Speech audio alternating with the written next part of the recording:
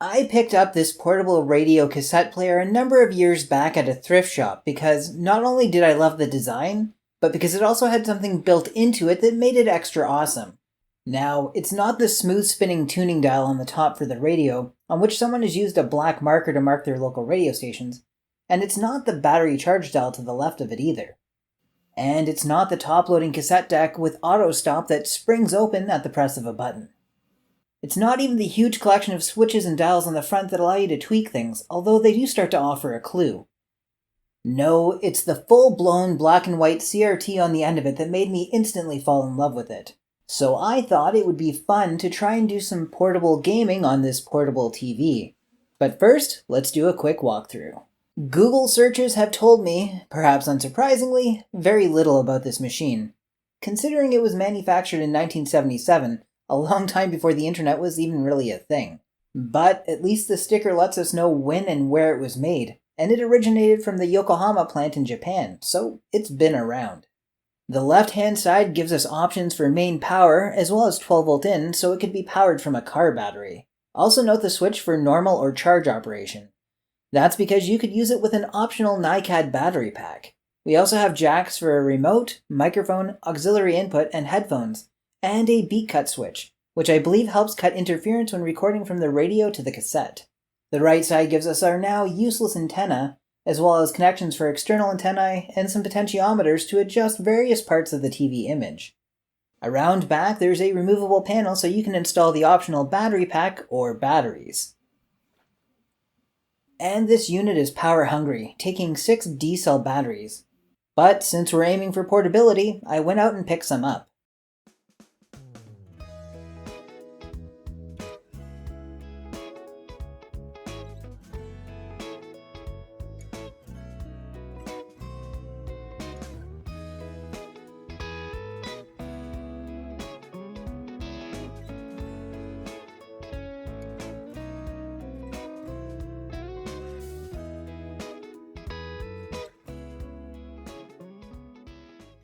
Look at that, it still works. But in order to get a signal into it, we're going to need to be able to connect something to it. The external antennae connector on the side can be used if we put on one of these adapters which will allow us to connect coax cable to it. Then for testing, I just connected my VCR to it to make sure that we get a signal. And we do. Now it's time to get a gaming console hooked up to it, like this NES. And I know what you're thinking, James, the NES isn't battery powered. Well, not yet it isn't.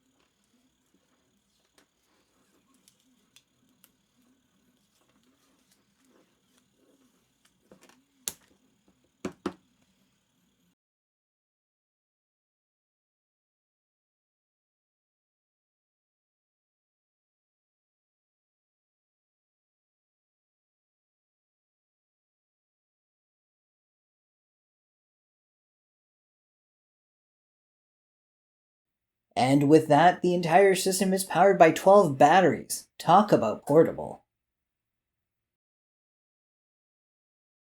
You know what? Super Mario 3 doesn't look half bad on here.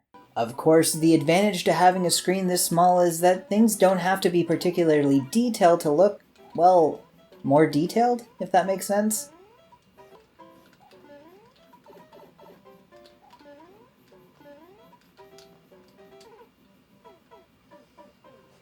Alright, let's try a different game. Perhaps some classic Donkey Kong?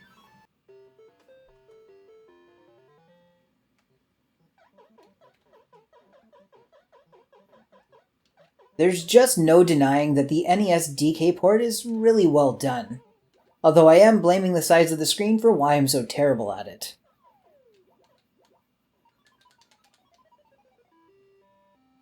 And we couldn't move on without trying a Star Trek game on it. Star Trek 25th Anniversary actually looks really good in black and white, especially the little cutscenes on the bridge and in the turbolift.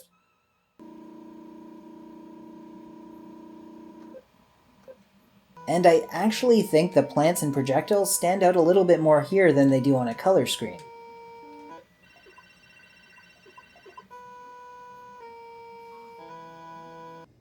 Of course, the true test of any portable system is to be able to play it somewhere other than in your house. So I decided to bring the entire setup to my backyard and try the same test I do on any new portable, beating Super Mario Bros. 1. I'll apologize now for the large rolling line on the screen. I used my phone to record and didn't realize how badly the refresh rate was conflicting with it until after I was done. And by then, it was also starting to rain. Special thanks to my friend Becky for passing me on her old front-loading NES. I had a few promising starts that fell into technical difficulties due to dirty potentiometers on the TV. Then I had a really promising run going, until Goombas literally started falling from the sky. And ultimately it hardlocked. So, after thoroughly cleaning the cartridge, and with rain looming in the distance, I decided to give it just one more go. And this time, everything lined up, and I got a zero-death run. Nice.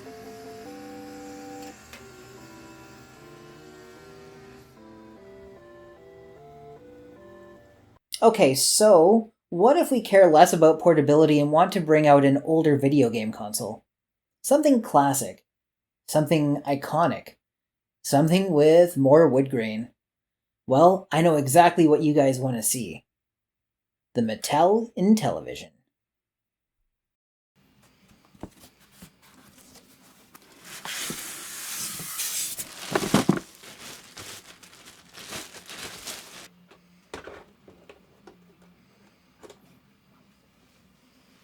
Let's start off with the classic, Astro Smash. Okay, so the tuning was different between the NES and the Intellivision, although, oddly, the death animation clears the screen perfectly? Weird. But after some fine-tuning, this is actually perfectly playable. Not too shabby at all. Now, the background color is supposed to change as you go from level to level, but being a black and white TV, that doesn't work. We do, however, get a screen flicker each time you pass a level, and the brightness of the hills and ground change. Then there's Lock and Chase, the Intellivision answer to Pac-Man. And to be honest, I was never as good at this game as I am at Pac-Man. Still, it looks and sounds just fine. And for a point of comparison, let's check out the Intellivision port of Donkey Kong as well. Okay, it's better than I remember, but it still doesn't hold a candle to the NES. The controls aren't as tight, and I just can't get the consistency of jumping over the barrels.